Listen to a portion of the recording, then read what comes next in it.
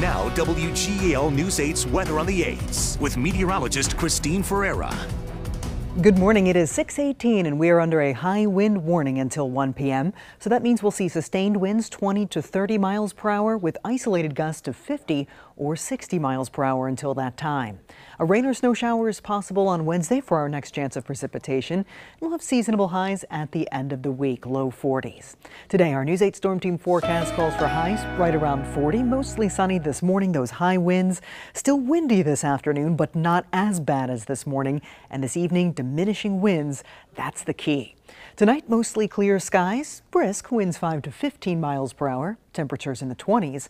And tomorrow, not as windy here, winds about 10 to 15. We'll start the day with some sun, then we'll see partly sunny skies.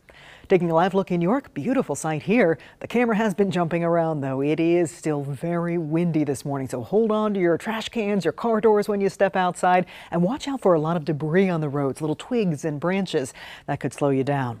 Here's a look at the currents. It's 33 degrees in Lebanon. We have 35 in Chambersburg, even 27 in Lewistown. And when you factor in those winds in Lewistown, it feels like the teens for your wind chill.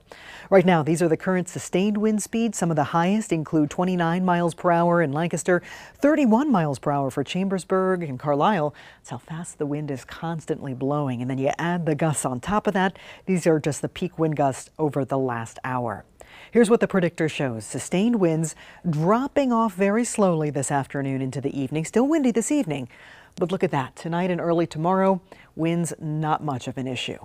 Here's Super Doppler 8. We still have a couple of snow flurries, snow showers flying, especially the farther north you go. So right along I-80, you might see those this morning, but they shouldn't slow you down too much. They'll be diminishing late morning, early afternoon. Here's what the predictor shows. Low pressure pulls away. That's what's causing our winds. Strong area of high pressure builds in from the west. That will help to ease the wind tonight and tomorrow. And tomorrow we'll just see a mix of sun and clouds, dry conditions. Here we go into Wednesday. A disturbance slides across the northeast, bringing those folks some snow. For us, we could see a rain or snow shower. Temperatures locally on Wednesday should be right around 40 degrees.